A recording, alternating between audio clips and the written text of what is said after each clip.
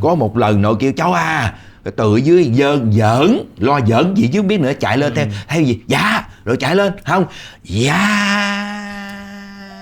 vậy đó. Lên tới nơi tao ghét gì lắm nha, rồi từ đó về sau là không luôn. Người á thì là mang ơn cô kim cương, còn cái nôi á, cái nơi mà mình được chung ra đó lại là cải lương.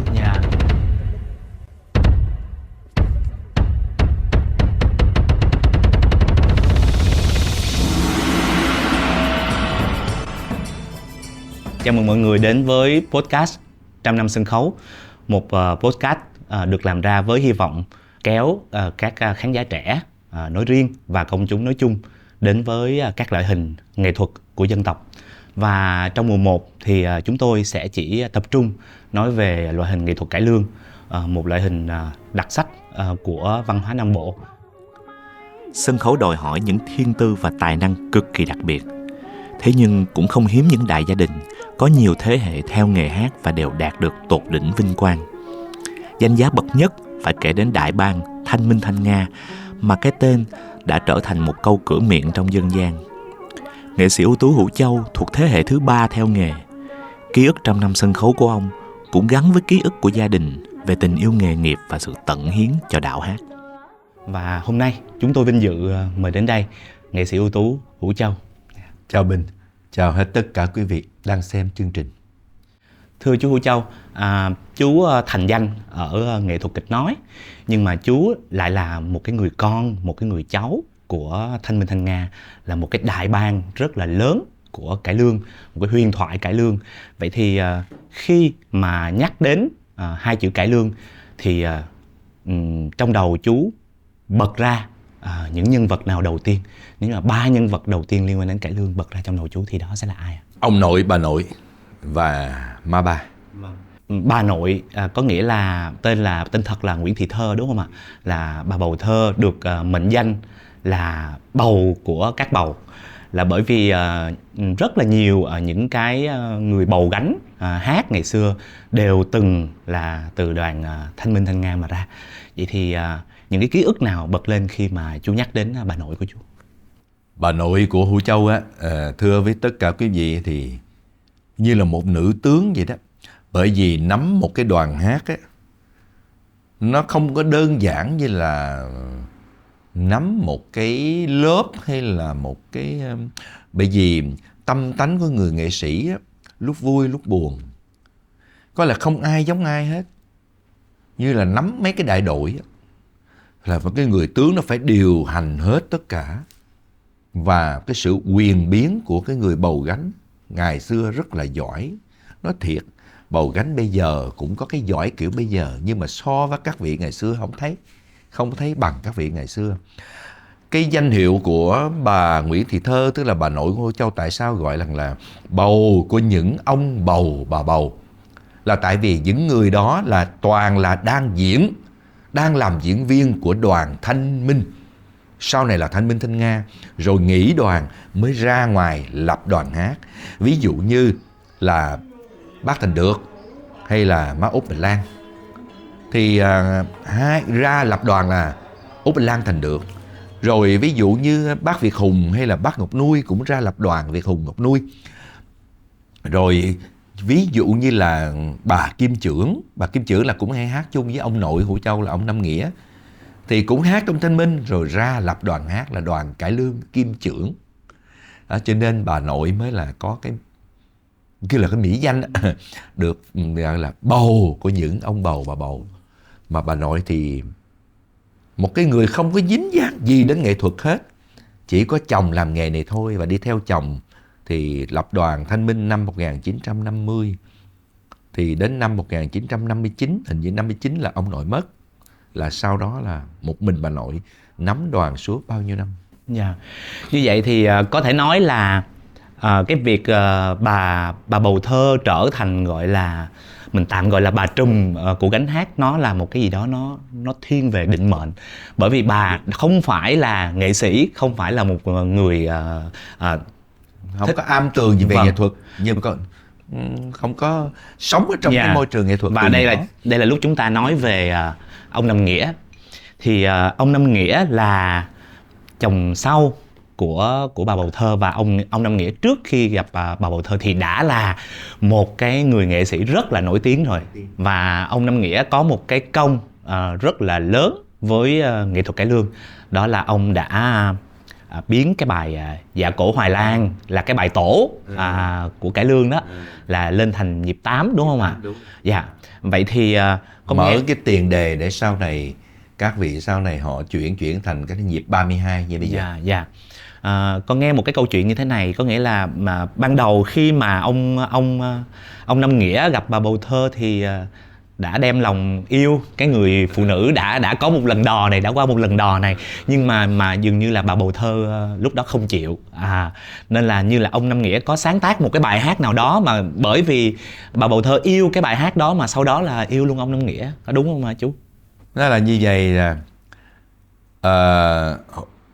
ông Năm Nghĩa đó, ông nội Nghĩa đó là họ Lư, còn Hữu Châu là họ Nguyễn. Bởi vì đời bà nội đời ông nội trước á là ông Hội Đồng Lợi ở Tây Ninh á, thì sau này ông nội mất thì bà nội mới tái giá với ông Năm Nghĩa.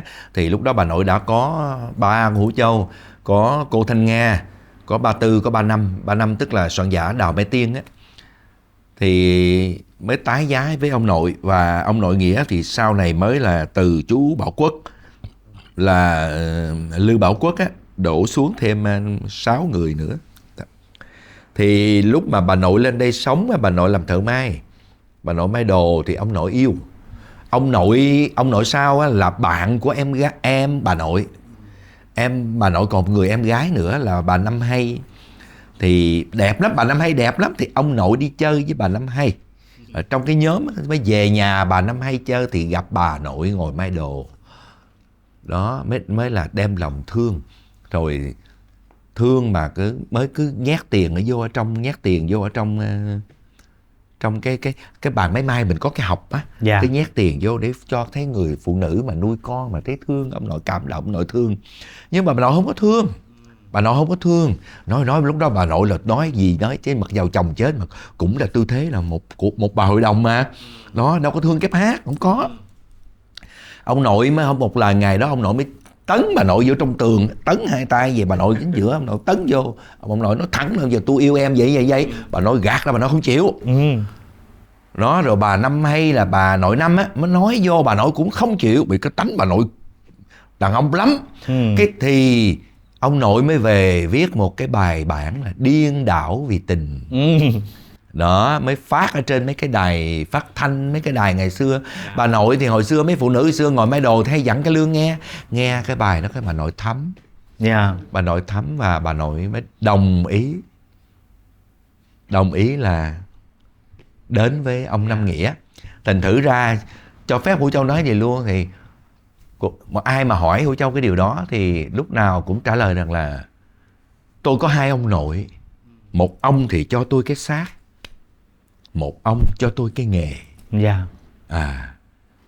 Tôi không biết được hình hài của ông nội trước tôi ra sao, nhưng tôi có thể thấy được và nghe được cái giọng của ông nội sau tôi, bởi vì vẫn còn những cái đĩa ngày xưa, cái giọng của ông nội Nghĩa.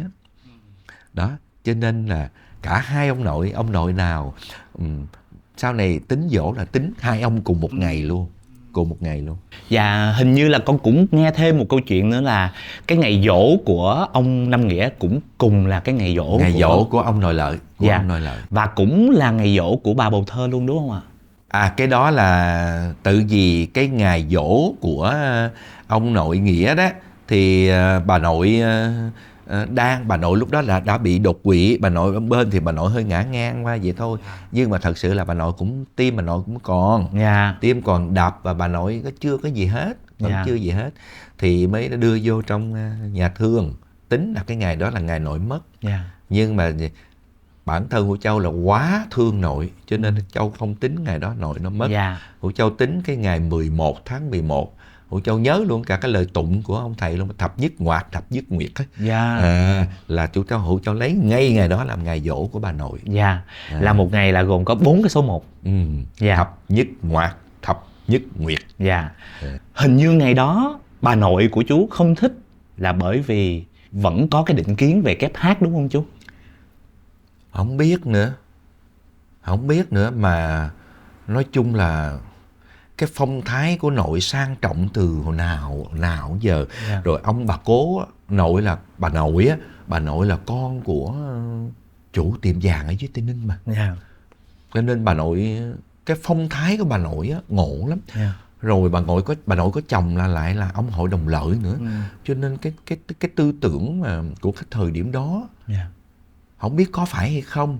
Rồi cộng thêm nữa rằng là phụ nữ hồi xưa mà đã có mấy mặt con rồi, lại ở thêm một người chồng nữa, sợ người ta không thương con mình. Nhưng không ngờ rằng là tự ông nội Nghĩa quá thương ba của Hữu Châu là Hữu Thình, và thương má ba rồi thương ba Năm, thương lắm. Đó, cho nên bà nội thấy Lợi cũng thương con mình thiệt luôn đó. Bà nội. Thì cái gánh hát ban đầu lập ra tên là Thanh Minh. Thanh Minh là lập ở dưới Bạc Liêu á. Vậy thì một thời gian sau đổi tên thành Thanh Minh Thanh Nga là sau khi má ba Thanh Nga đoạt cái giải Thanh Tâm của cái vai Phà Ca, người vợ bao giờ cưới, là bắt đầu mới đổi lại thành là Thanh Minh Thanh Nga. Và đó là nguồn cơn của cái từ mà trong dân gian mình vẫn hay dùng đấy thôi, được cái Thanh Minh Thanh Nga nữa. Đó là như vậy. Thật ra cái tên Thanh Minh á không có phải là cái tiết thanh minh, mọi người cứ tưởng là cái tiết thanh minh, không phải. Hồi xưa ông nội đặt cái tên Thanh Minh á, thanh là tiếng nói, là giọng ca, minh á là sáng, đó là tiếng ca trong sáng. Thanh minh là cái nghĩa đó. Thì khi mà con nhìn lại lịch sử của sân khấu đó, thì cũng thấy bà Bầu Thơ làm được một cái điều rất là lớn lao, đó là góp phần làm cho người ta thay đổi cái cách nhìn về nghệ sĩ. Trước đây khi người ta nhìn nghệ sĩ, người ta vẫn gọi là con đào, thằng kép, và có một cái ý miệt thị ở trong đó. Nhưng mà dưới cái sự lãnh đạo của bà Bầu Thơ thì những cái người ở trong cái đoàn Thanh Minh Thanh Nga bỗng dưng trở thành những cái quý ông, những cái quý bà rất là được nhiều người tôn trọng. Thì xin chú kể lại vài cái kỷ niệm mà bà đã tạm gọi là lãnh đạo như thế nào, giáo dục như thế nào, và làm sao cho những cái người đứng dưới cái ban Thanh Minh Thanh Nga phải có một cái hành xử nó tương đối là văn minh. Trong đoàn Thanh Minh Thanh Nga khi mà kéo giờ diễn một cái là không có nói chuyện lớn. Cái trật tự trong hậu trường á, nó cứ rù rì nhỏ. Đó là cái thứ nhất. Không bao giờ mở màn trễ là cái thứ hai. Một cái quan trọng là quảng cáo cái gì là hát cái đó. Đêm đó có ai thì đúng là có người đó. Còn không bao giờ mà treo đầu dê bán thịt chó. Và cảnh trí của đoàn Thanh Minh là thời điểm đó là toàn là những họa sĩ thực hiện và họa sĩ mà về thiết kế thì toàn là tên tuổi cái thời điểm đó, như là bác Phan, bác Luca. Nói chung là toàn là những người thượng đẳng thời điểm đó không à. Và chỉ cần nói cái điều này thôi là tất cả quý vị đều hiểu, đều thấy được là ngày xưa đoàn Thanh Minh khán giả như thế nào. Khán giả mặc vest đi coi, mặc áo dài đi coi không? Hồi xưa Thanh Minh Thanh Nga là như vậy. Phải cái sân khấu phải như thế nào đó thì các khán giả họ mới như thế. Mà hồi xưa khán giả trí thức lắm. Rồi từ đó nó thành ra tất cả một số đoàn hát khác người ta cũng là như thế luôn. Đó, nó thành một cái giống như là cái hướng đi đó. Cái bên Thanh Minh là như vậy. Là một cái đoàn mẫu. Đó, nó là như thế. Con muốn cho chú xem một cái kỷ vật này. Ở đây. Đây là chiếc hộp đựng ký ức.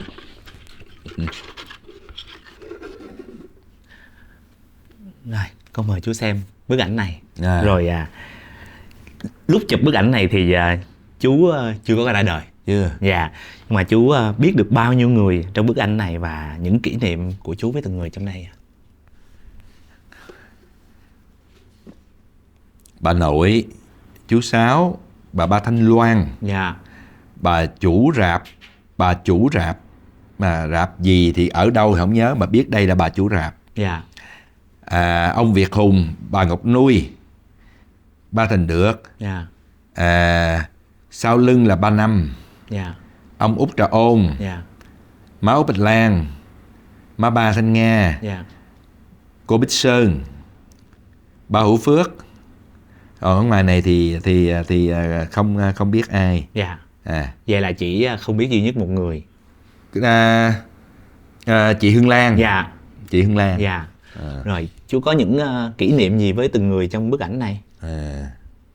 Bà Ngọc Nuôi thì sau này lớn lên, khi mà lớn lên biết thì bà Ngọc Nuôi bà Ngọc Nuôi thì gặp trong đoàn cũng nhiều, gọi là bà Tư.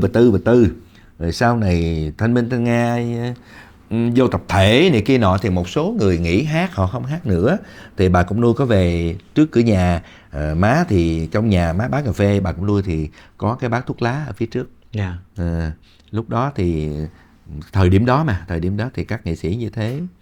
Còn ba Được thì cũng gần đây cũng lâu rồi đi coi Bí Mật Vườn Lệ Chi, thì mấy cái mày có thằng Be, mày có anh Hai hả không? Dạ đúng rồi, con là thằng Châu nè, nhớ rồi. Ba Được nhớ, ba nhớ thì gọi bằng ba Được. Ba Hữu Phước thì có gặp bên Pháp, có ông Tư Việt Hùng á, tức là chồng bà Ngọc Nuôi đó, là lúc mà Hữu Châu 3 tuổi, cái tuồng Mỹ Nhân và Loạn Tướng á, là chính ông Việt Hùng là người đóng vai Loạn Tướng, là đưa cái đứa bé lên, móc con mắt và ăn hai con mắt nó bằng 2 trái táo, và có bịch siro bóp, bỏ 2 cái trái táo vô miệng, thì Hữu Châu mặt mày siro cắm lá, bỏ chạy vô. Bà nội để lên bàn một cắt, là cái đó đồng lương được lãnh đầu tiên, là mua cà rem ăn. Mua cà rem ăn. Là ông Việt Hùng là có cái kỷ niệm đó. Còn má Út thì nhiều, má Út thì kỷ niệm rất là nhiều, bởi vì má Út sau này Hữu Châu lớn lên làm nghề là hát với má Út nhiều lắm. Má Út hay nhắc chuyện xưa, cái kêu thằng Châu con, thằng Châu con Be, con ông Be là ba, là Hữu Thình á. Còn cô Bích Sơn thì lúc đó lớn lên rồi, Hữu Châu lớn lên rồi, Hữu Châu cũng biết cô Bích, kêu là cô Bích. Rồi con thấy chú gọi rất là nhiều người là ba, là má, là bởi vì ngày xưa chú lớn lên trong đoàn hát và mọi người coi chú như con hay sao chú? Cái tình cảm hồi xưa Hữu Châu là cục cưng của bà nội. Bởi vì đẻ Hữu Châu ra thì bà nội trúng số độc đắc. Trúng số độc đắc thì trong vòng chừng 1 tháng 2 tháng sau mới lập một cái đoàn hát đặt tên là Dạ Minh Châu, là tên chú tên á. Châu là tên Hữu Châu. Thì rồi thêm cái Thanh Minh Thanh Nga 2 nữa. Thì Dạ Minh Châu là chú Thanh Sang á, chú Thanh Sang với cô Diệp Tuyết Anh, cô Trương Ánh Loan này kia nọ, những người đó đó. Rồi sau này có thêm cô Mộng Tuyền là Dạ Thanh Minh Thanh Nga 2. Thì rồi còn cái tên Hữu Châu á, cái tên Châu á là do ông Ngọc Linh đặt, chứ không phải ba má đặt. Ông Ngọc Linh là soạn giả Ngôi Nhà Không Có Đàn Ông. Hồi xưa được cưng lắm, cho nên mấy người này họ ẩm trong lòng á. Rồi chú có nhận ra bức ảnh này không? Cái này là má ba nhận cái giải danh dự hay gì đó. Giải danh dự á của Thanh Tâm á. Lãnh cái giải lần thứ nhì á. Lần đầu là giải diễn viên, còn cái giải lần thứ nhì là giải xuất sắc của năm đó, hay là giải danh dự của năm đó vậy đó. Còn kế bên này là ông mấy ông này thì lớn ngang với nội nó không có dám. Nhưng mà nhìn khuôn mặt thì giống ông Thành Tôn. Nhưng mà cô chắc không phải đâu. Cô Thanh Nga là có phải là người đầu tiên đạt cái giải đạt giải ngộ lắm. Ở gia đình Thanh Minh Thanh Nga nó có cái ngộ là cái giải Thanh Tâm đầu tiên người được lãnh đó là nghệ sĩ Thanh Nga. Và sau này bắt đầu vấn đề thời cuộc nên cái giải nó phải ngưng vào năm 68 hay 69 gì đó. Thì cái người lãnh cuối cùng đó là nghệ sĩ Bảo Quốc. Rồi đó. Đầu là người chị, cuối là người em. Chú có nghĩ là việc cô Thanh Nga đạt cái giải thưởng Thanh Tâm đầu tiên nó đã tạo ra một cái tiêu chuẩn cho chính cái giải thưởng này, tạo cái tiếng vang cho cái giải thưởng này không? Không, hồi xưa cái giải thưởng lúc đó cô Thanh Nga là mới nổi mà, nó mới nổi mà. Chứ nếu như bây giờ mà cô Thanh Nga đoạt giải gì thì đúng là cô Thanh Nga là đoạt giải tiếng Giang đó. Chứ lúc đó cô Thanh Nga còn trẻ mà. Nhưng mà cái giải thưởng này là một cái giải thưởng mà gọi là danh giá lắm, là tự vì cái hội đồng chấm kinh khủng lắm. Là toàn là thứ dữ của bà Phùng Hả, ông Năm Châu, thứ dữ không à. Và tất cả các cái giả là đều để ý những cái người nào triển vọng của năm đó, hay là tuần nào cũng phải đi coi và rút ra. Chứ không phải là nói thiệt lòng mà bây giờ có nhiều khi có những cái tuồng họ không tới họ coi, mà tự họ đặt cái tuồng mới diễn có chừng suất 2 suất cũng được lên được cái giải thưởng đó, khán giả bầu chọn hồi nào. Giải hồi xưa không có đâu, người ta theo dõi cái người diễn viên đó suốt 1 năm trời. Cái quá trình mà người đó làm nghề trong 1 năm trời đến như thế nào, và cái vai diễn nó như thế nào, rồi người ta mới bầu chọn ra. Chứ không có phải là khi không là nghe nói bên IDCAP có tuồng đó Hữu Châu đóng vào đó thôi đề cử. Chứ ông kia đó không có chưa coi Hữu Châu, mà nhiều khi mình đề cử là mình còn mắc cỡ nữa. Chú đang nói đến cái sự công tâm. Thì bà Bầu Thơ cũng đặc biệt nổi tiếng bởi cái sự công tâm, là bởi vì con cháu trong nhà cũng mê hát rất là nhiều, nhưng không phải ai bà cũng lăng xê, bà cũng cho làm đào hay kép cả, mà thậm chí là với người trong nhà là càng khắt khe hơn, đúng không chú? Cái nghề này đó là không phải là hãy con bầu, không phải là có sắc đẹp chút xíu là được làm nghề, được làm diễn viên đâu, hay là có giọng ca chút xíu đâu, không phải đâu, mà còn phải có cái duyên, còn phải có cái may mắn nữa. Nhưng mà trong nhà hình như là người mà được tổ đãi nhiều nhất đó là nghệ sĩ Thanh Nga, là chỉ có má ba thôi. Còn ba cô chú cũng đi hát nhưng mà cũng không được. Cũng không được. Có mấy người cô, có mấy người chú cũng đi hát nhưng mà cũng không được. Nói về chú thì chỉ có chú Sáu Quốc là được. Đó. Thành thử ra bà nội không phải là ai là con cái mà có gì là bà nội đưa lên, nó không phải. Cái duyên. Điều cái duyên. Như má ba là do ông nội. Ông nội tập cho má ba, ông nội dạy má ba. Rồi tới chú Sáu cũng là có ông nội, đời đó còn ông nội. Ông nội cho hát. Nhưng mà khi qua tới đời của bà nội thì bà nội phải nói rằng là cái cách của bà nội mà giao vai á, hay là lăng xê hay cái gì đó, cái cách của bà nội, do cái cách của bà nội sao đó, cho nên siết dạy cái người con là, cho nên càng ngày má ba càng giỏi. Có nghĩa là bà nội thà chấp nhận. Chú nói ví dụ, tôi nói ví dụ như cái vở diễn đó không ăn khách, nhưng bà nội vẫn cho hát. Để chi? Để giữ cái người tác giả đó.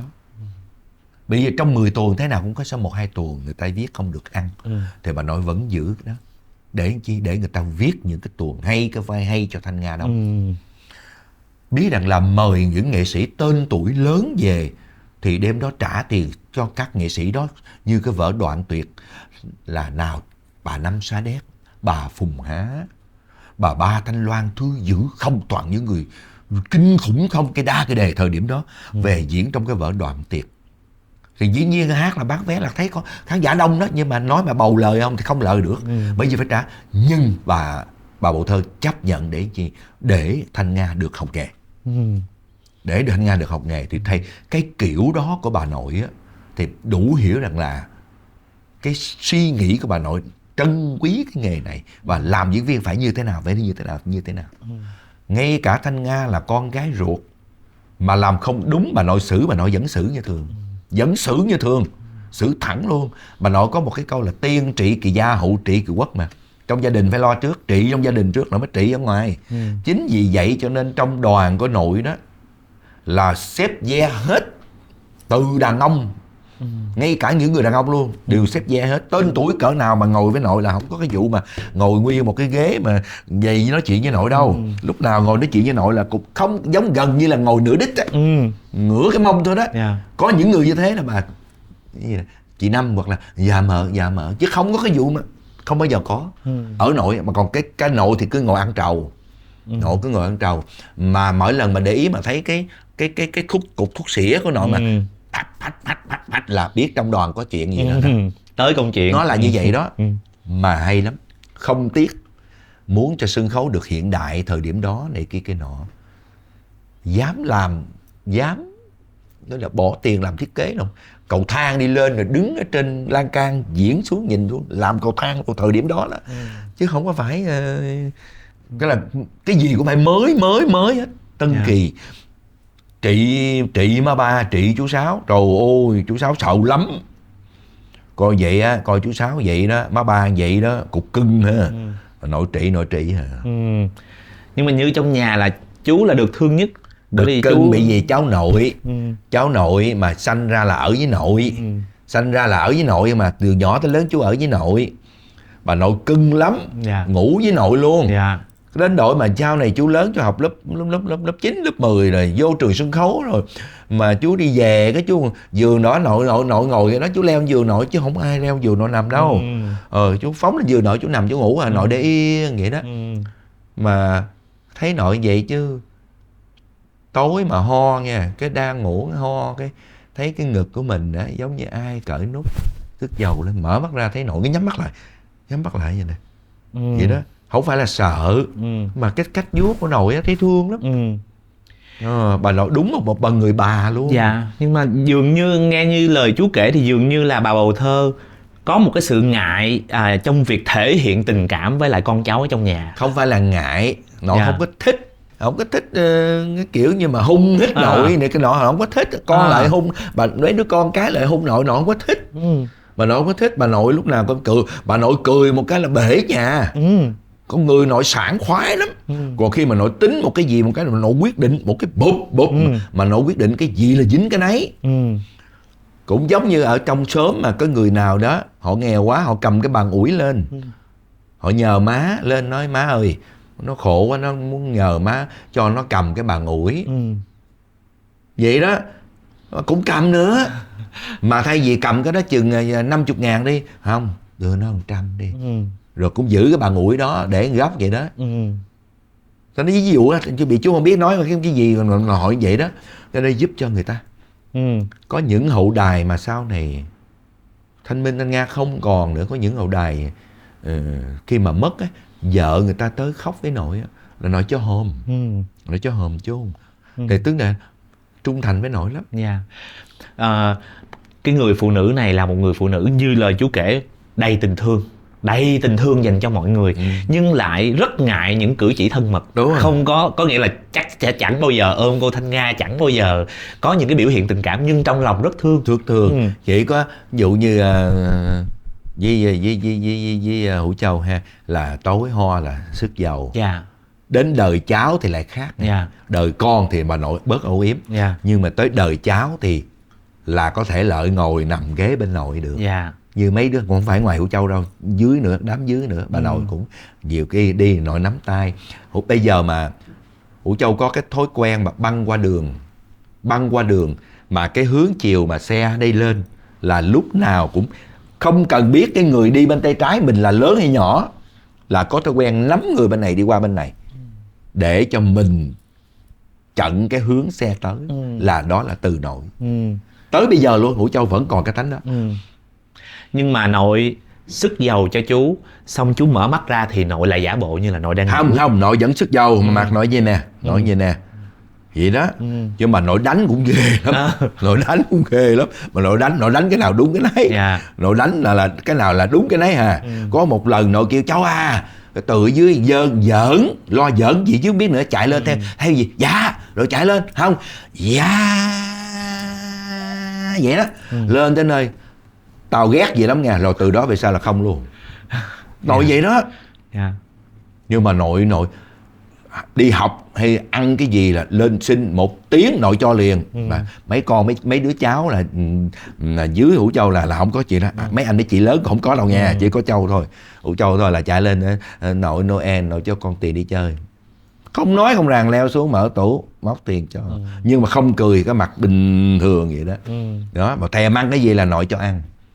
Dạ. Hồi xưa là được bà nội cưng. Dạ. Giờ mình sẽ nói về má ba Thanh Nga của chú. Thì cái khoảnh khắc mà chú nhận ra rằng mình đang nhìn thấy một ngôi sao á, kiểu như mình bị hớp hồn á, là lúc nào hả chú? Hồi nhỏ không có biết đâu. Dạ. Hồi nhỏ thì không biết, hồi đó chỉ biết mấy ba diễn hay. Rồi sau này bắt đầu lớn lên làm nghề, cái nhớ lại những gì mà ba diễn ngày xưa, thì lúc đó mới cảm thấy rằng là ôi trời đất ơi, sao mà ba đâu có học gì trong trường sân khấu như mình, mà sao cái cách má ba diễn sao nó đúng với cái trường phái mà mình đang học, mà ở trên thế giới bây giờ đang đi theo cả nửa thế kỷ về trước. Nói đúng là cái trường phái của Stani là có cảm thụ, có giao lưu, có phán đoán, có tiết tấu, có cái bên trong. Tại sao má ba lại có? Thì hóa ra là hiểu được một điều rằng cái này không biết định nghĩa như thế nào, mà có những người diễn viên làm như trời sanh họ ra để đi hát. Trời sanh họ ra để làm cái nghề đó. Họ cầm cái vai lên họ diễn, và họ cứ diễn, và thế là cái vai đó là của họ. Cái cách họ nghiên cứu mình không hiểu như thế nào, nhưng mà họ đi vào vai bằng cả cái trái tim của họ. Cho nên chắc có lẽ là họ, cái nghiên cứu của họ là cái nhân vật nó nằm trong người họ rồi, từ đó hay sao. Chứ họ không có một cái công thức, một cái bài bản hay một cái định nghĩa, một cái giáo trình hay cái gì hết. Thì ở má ba ngộ lắm, ở má ba rất ngộ. Nhưng mà má ba có tập cái này, có những cái này má ba có tập. Đó là ở nhà má ba có cái gương.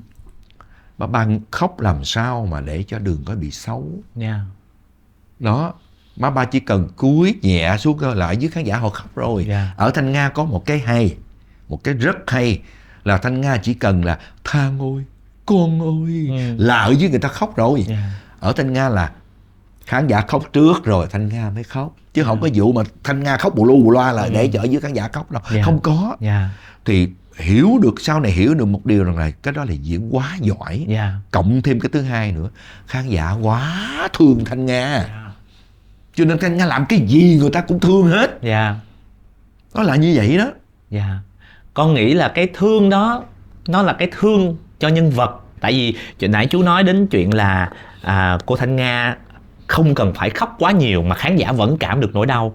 Con thấy cô còn làm được một chuyện nữa, đó là thể hiện cái uy của một cái người nữ tướng, nhưng không có tỏ ra hung dữ, không hề đúng phùng mang trợn má la hét. Không có.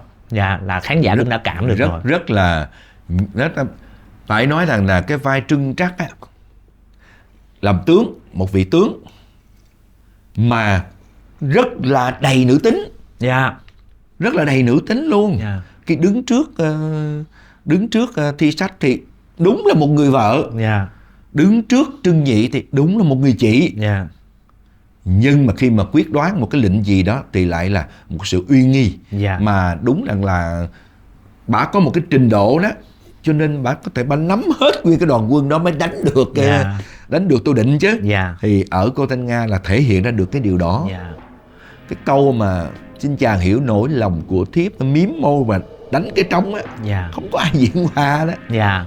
Cái khoảnh khắc đó nó có nỗi đau của một người vợ mất chồng, nhưng mà nó có cái quyền uy của một người lãnh đạo, và nó có cái căm thù của giặc ở trong đó. Và chỉ một cái khoảnh khắc đó thôi, đúng không chú? Thì mình thấy là tâm hồn của cô Thanh Nga là một cái tâm hồn quá sức là mong manh. Vậy cô đã đóng mọi loại vai, nếu như mà cái tâm hồn không đủ mong manh thì chúng ta không thể nhập vào nhân vật được. Vậy thì nếu như mà nhìn lại cuộc đời của má ba Thanh Nga thì theo chú là cô Thanh Nga đã có một cuộc sống hạnh phúc không? Đó có phải là một người hạnh phúc không? Sau này á, khi mà bắt đầu gặp ba Cúc Cu á, thì bắt đầu là ba sống trong cái niềm hạnh phúc. Có nghĩa là đi quay hay đi gì đó, rồi cái Dượng ổng ngồi gì nè, cái má ba vô tập tuồng, má quay xong ra nó ngồi lên lòng. Ngồi lên lòng Dượng, là Dượng cứ ngồi vậy. Ba nhỏ xíu, mà Dượng thì to con. Ông cứ nhìn nè. Trời ơi, ông cưng, ba ông cưng như trứng mỏng. Chính vì vậy cho nên hai vợ chồng chắc là có một cái lời nguyện gì rồi, mình hơi tâm linh chút xíu. sống thì đồng tịch đồng sàng, chết thì đồng quan đồng quách. Dạ. Đúng nghĩa vậy luôn. Dạ. Còn về sau này bắt đầu làm cả một sự hạnh phúc. Má ba Dạ. hạnh phúc lắm, đi đâu cũng có dượng theo lo. Dạ. Với lại nít lắm, hay hờn mát, Dạ. hay giận lẫy, Dạ. hay hờn mát lắm.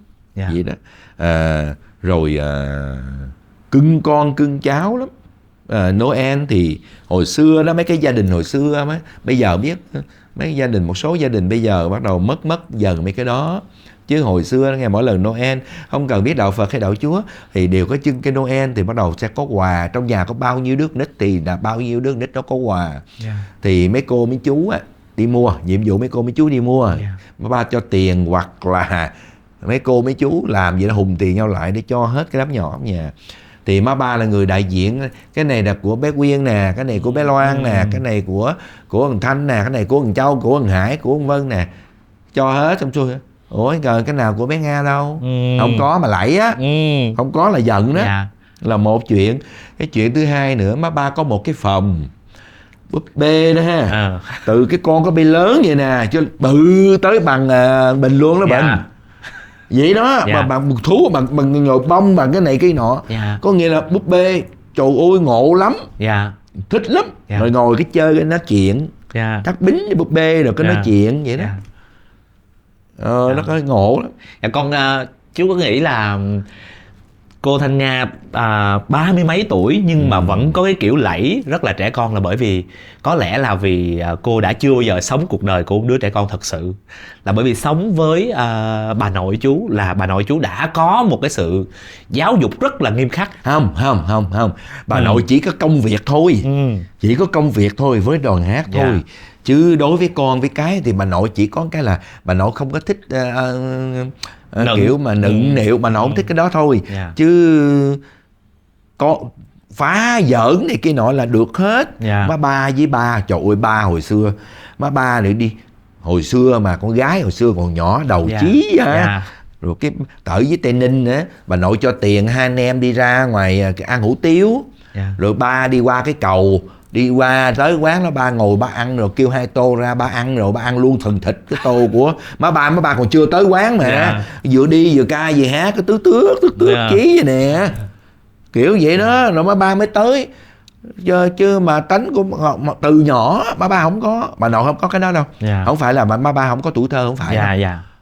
Rồi má ba không biết làm sao ngộ lắm. Thì bây giờ đây cũng bị nhiễm nè, có nghĩa là ngồi trong xe đó, cái đi ngoài đường cái gặp mấy cái bảng hiệu á, mấy cái bảng đó, ví dụ như là gì Nguyễn Kim đồ chay tính nghĩa, cái tự nhiên thấy tôi đi hãy qua tới cái nhà nào là ca thấy cái bảng nào là ca cái đó.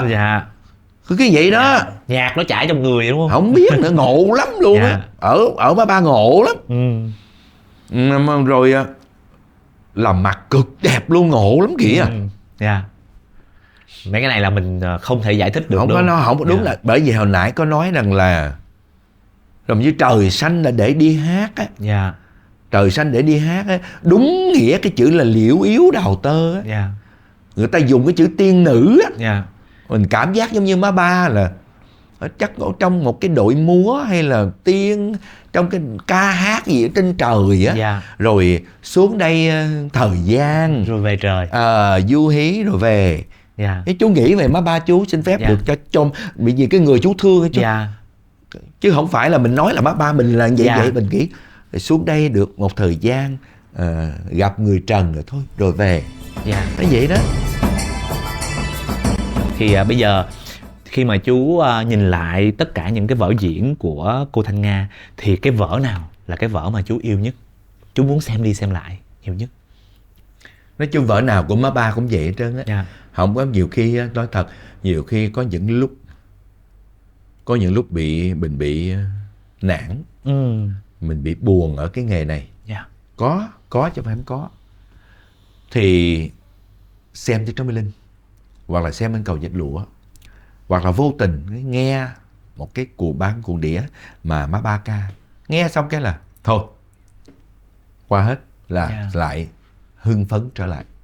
Đó là một trong những cách mà nuôi cái cảm xúc của mình để mà mình vẫn hoạt động cho mãi cho tới bây giờ. Thì ở Má Ba đó thì nghe cái tuồng nào cũng thích, diễn cái vai nào cũng thích. Cái này là mình là cháu, thật lòng mình, nó không phải là mình khoe gì, với lại về cô Thanh Nga mà khoe cái gì nữa. Nhưng mà đối với mình là cô mình là như thế, là một cái nguồn nói, mà nếu nói thần tượng và cái người mà nuôi dưỡng cảm xúc mình, đó chính là cô Thanh Nga. Còn nói về cái người ơn của cái nghề này khi mà mới ra trường, đó là Kim Cương. Đó là cô Kim Cương. Nó là như vậy.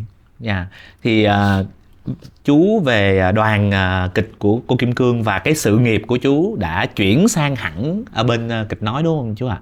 Và nhưng mà con thấy dạo gần đây đó, con lên Facebook của chú, con thấy chú bắt đầu đi diễn cải lương, đi hát với cái tuồng này cái nọ. Thì cái cảm xúc của chú khi chú trở về với lại cái nôi của mình ấy. Trời ơi, nó kỳ lắm nha. Cái hôm mà quay trở lại diễn gần đây nhất, diễn Tiếng Trống Mê Linh với lại Kim Tử Long, Kim Ngọc Quyền. Cái bữa tập trung ở nhà Kim Tử Long, ngồi chơi, gặp mọi người nói chuyện, cũng giống như là mấy chú cháu ngồi nói chuyện này cái nọ. Cái hồi chuẩn bị tập nha, cái tiếng đờn dạo lên một cái trời ơi, ốc ác nó mọc rần, nó mọc rần, cái tự nhiên cái ngồi muốn khóc luôn vậy đó. Cái nhớ hồi xưa nội ba cô rồi còn sống, mỗi lần tập tuồng cũng hay tập ở nhà của nội như vậy. Rồi cái trời đất ơi, cái bắt đầu thích. Cái rồi cái ra Hà Nội diễn, cái chuẩn bị ngồi hóa trang. Cái đêm đó bắt đầu hóa trang cái dưới mấy ông thầy đờn bắt đầu thử dây, từng cái bắt đầu lại nổi da gà lần nữa. Cái cảm giác đó nó trở lại, cái là buông hết đồ hóa trang xuống, đi ra đứng cánh gà, đứng nhìn gì nè, nhìn xuống mấy ông thầy đờn nhìn gì nè. Đó thì bắt đầu hiện xuống hình thầy Út Trong, hiện hình chú Hoàng Huệ, hiện những cái gương mặt này là những cái người xưa cái đứng nhìn là nó thiệt rồi đó, đứng mà khóc thì không có khóc, nhưng mà nó không có tả được bao nhiêu bị gì. Hình thành cái bào thai trong bụng của má là đã nai đi cả ạch cả đuổi ở trên sân khấu rồi. Rồi bụng má lớn lên, cái bào thai là Hữu Châu lớn lên trong bụng của má, là má đã nịch lại để đóng Kim Hoa bà bay ở trong Ỷ Thiên Đồ Long Ký rồi, cho nên nó nhiễm rồi. Và sau này khoa học cũng có chứng minh ấy, là nói là nếu mà cái cho nghe nhạc cái gì, người mẹ cho nghe nhạc cái gì thì cái đứa nhỏ trong bụng nó cũng như vậy. Đó, nó là như vậy đó. Rồi ra diễn, rồi cái mình nói đó, mặc dầu cái cách mình thoại bây giờ nó khác với nó không có được như chắc chắn bị 40 năm rồi, 40 mấy năm rồi, thì quay trở lại cái cách thoại của mình nó vẫn có cái gì nó mang hơi hướng của kịch. Và các bài hát ấy, thì đa số bây giờ cũng không có nhớ cái tên, quên cái tên, nhưng mà cứ đánh đờn lên đi, đánh lên cái nghe cái bắt đầu ca theo được. Đó, mà cái tại sao nó có được cái đó là nó đã nhiễm rồi, nó nhiễm vô trong người mình rồi. Bên Phật mình thì gọi là tàn thức á, nó nằm trong tàn thức, phải không? Ở bên nghề của mình thì gọi là trong ký ức, kêu là ký ức tình cảm. Cho nên mỗi lần mà được gợi trở lại đó, nó hỏi về tại sao mà bây giờ là thích quay trở về. Bởi vì bây giờ không phải là mình khá giả gì, nhưng mà bây giờ là không có tuổi, không còn nhỏ nữa, không còn phải đi bươn chải để mà lăn xả, để mà phải quơ quào nữa. Bây giờ bắt đầu mình làm những cái điều gì mà mình vẫn nhớ, mình mang ơn, mình thích. Thì người á thì là mang ơn cô Kim Cương. Còn cái nôi á, cái nơi mà mình được chung ra đó lại là cải lương. Nó lại như vậy. Nói giống như là sách vở hay nói đó, chú đã là một nghệ sĩ khi còn ở trong bụng mẹ rồi. Bởi vì mẹ của chú đó cột cái sợi dây ngang bụng cho bụng nhỏ lại, rồi còn đuôi dây rồi hát. Rồi năm chú 3 tuổi là ông Việt Hùng đã bê chú lên đó. Có nghĩa là chú đã tắm mình trong cái bầu không khí cải lương như thế. Nên là trong người của chú nó vẫn còn cải lương. Và con đang muốn nhắc lại cái vở đã làm nên Không phải là làm nên tên tuổi mà là đưa tên tuổi của chú lên một cái tầm cao mới. Đó là vai Nguyễn Trãi trong Bí mật vườn Lệ Chi, đúng không ạ? Thì khi mà con coi Nguyễn Trãi đó, con thấy rất là nhiều những cái bộ tịch, những cái thoại của cải lương ở trong đó. Thì với con đây là một sự tiếp nối. Chú có vận dụng kỹ thuật của cải lương vào vai Nguyễn Trãi không ạ? Chắc chắn một điều rằng cái vai Nguyễn Trãi, cái vai Lý Đạo Thành, cái vai Võ Công ở trong Tiên Nga, nói chung là những cái vai sử, tất cả phải nói rằng là đó là may mắn. Hữu Châu là con của cải lương, con của cải lương, là nòi của cải lương, cho nên cái bộ đưa ra, cái chân đưa ra, mấy cái đó hồi đó học cũng có học trong trường, nhưng mà khi học trong trường là đó là sự nhắc lại thôi, chứ nó nhiễm ở đâu hồi trong đầu á. Với cái thói quen á, mình con cháu cải lương mà, cho nên cũng có đi hay qua mấy cái đoàn khác coi. Khi vô học kịch rồi cũng đi coi, dẫn đỡ đi coi cải lương. Và Hữu Châu là mê hát bội nữa, cho nên hay đi coi hát bội lắm. Rồi mấy cái đó vô đầu. Lúc còn nhỏ vô đầu. Bị cái đây là một trong những cái bài học mà ngày xưa thầy cô có dạy, cái vô đầu, nhiễm ở đầu. Khi mà tự nhiên khi mình cần đến cái điều đó thì ký ức mình cái nắp đó nó mở lên thì cái điều đó nó chuông ra, và mình lấy mình sử dụng. Thì vì là con cháu cải lương cho nên khi coi những cái điều đó nó càng vô nữa. Nhưng để đem qua bên kịch thì phải biết chắc lọc. Thì Hữu Châu phải chắc lọc lại để cho nó phù hợp với sân khấu của kịch, với tiết tấu của kịch, với cái cách thoại của bên kịch. Cải lương á, con thấy đời sống của nó tương đối là ngắn ngủi chút. Chẳng hạn như mình lấy chính cô Thanh Nga làm ví dụ. Cô sống một cái đời sống rất là ngắn. Và đoàn Thanh Minh Thanh Nga dù là một cái đại bang với một cái sức sống rất là bền bỉ, nhưng dường như cũng không quá nửa thế kỷ, đúng chú? Dường như chỉ có 30 mấy năm là mình đã phải ngưng đoàn. Nhưng mà đó là là một cái đoàn hát lâu đời nhất, lâu năm nhất trong tất cả các đoàn. Cái đoàn kia 2 năm, 3 năm, 4 năm, có đoàn 10 năm. Riêng Thanh Minh Thanh Nga là 30 mấy, gần 40 năm. Năm 50 đến năm 80 mấy là chỉ có 30 mấy năm. Là vẫn là một con số rất là ngắn ngủi. Như chú nói, có những cái đoàn chỉ có 1 năm, 2 năm. Vậy thì theo chú tại sao một cái đoàn hát nó lại có cái đời sống ngắn ngủi như vậy? Cải lương, trong khi kịch chúng ta có những cái sân khấu kịch rất là dài hơi, đúng không? Trong khi cải lương nó 1 năm, 2 năm, tại sao? IDCAP là dài hơi nhất nè. Hiện giờ IDCAP là dài hơi nhất nè, mà chỉ có 20 mấy năm. Mới 20 mấy năm mà. Còn Thanh Minh tới 30 mấy năm. Cái này nó phải nói là một điều là nó tùy thuộc vào cái thanh xuân, cái tuổi của cái người diễn viên và của cái người bầu. Cái nói thật, một đời bầu, một trào diễn viên. Chứ không có cái chuyện mà một đời bầu mà đến 2 trào diễn viên. Cái lứa diễn viên này già rồi bắt đầu tiếp nối lứa diễn viên khác, không có đâu. Đời bà Bầu Thơ thì chỉ có đời của Hữu Phước Thành được Thanh Nga ở Bạch Lan. Đó. Và cái đâu thể đời Bầu Thơ đâu có thể nào tiếp nối tới Ngọc Quỳ đâu được. Tới Ngọc Quỳ là bà Bầu Thơ lớn tuổi rồi. Thì 30 mấy năm hay 40 mấy năm thì nó chỉ là ngắn cỡ đó thôi. Nó chỉ ở cái khuôn khổ đó thôi. Nó không thể nào có một đoàn hát nào mà 50 năm có được. Không thể nào có được.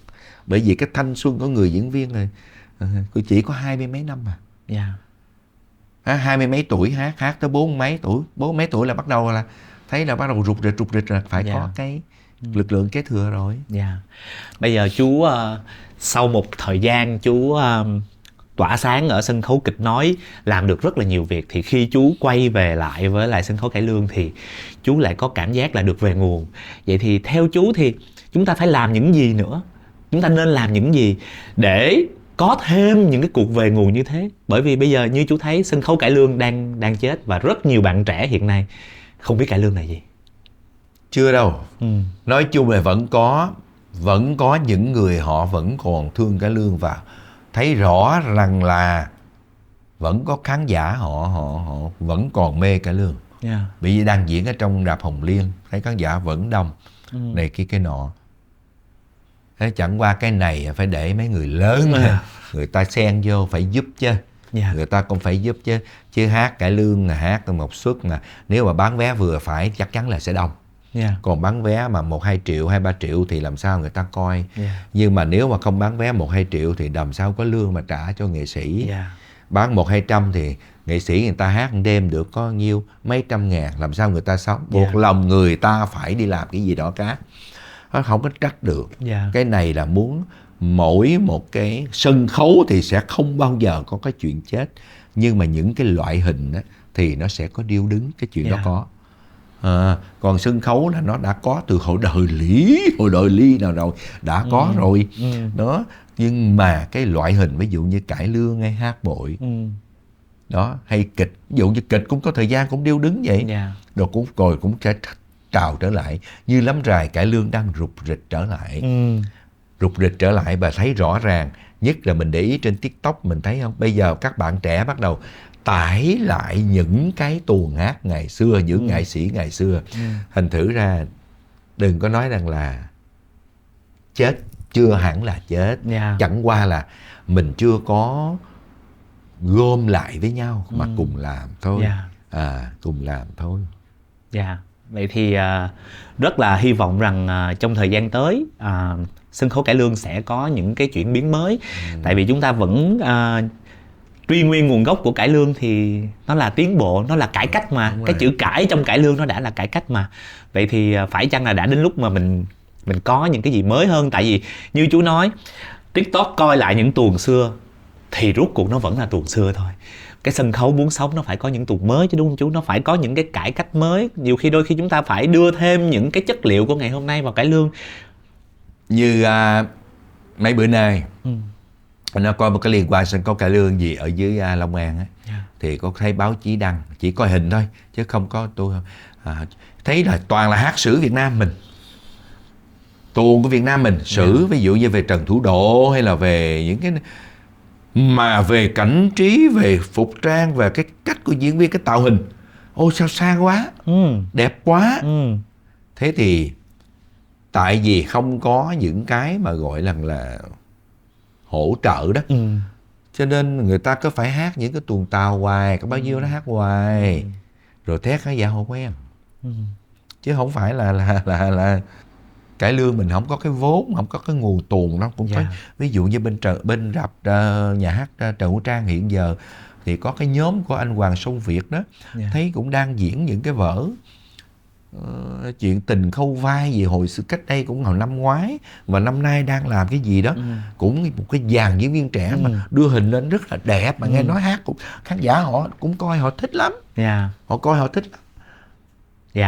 Rất là cảm ơn chú ngày hôm nay đã dành thời gian để cùng con ôn lại những cái kỷ niệm của sân khấu cải lương một cái thời vàng son, và rất là mong rằng cải lương có thể phục sinh để bước vào một cái thời vàng son mới. Và một lần nữa cảm ơn chú, và hẹn gặp lại quý vị, hẹn gặp lại mọi người trong những chương trình podcast 100 năm sân khấu lần sau. Cảm ơn Bình, cảm ơn chương trình. Xin chào tất cả quý vị. Xin chúc tất cả đều được thật nhiều sức khỏe và hạnh phúc.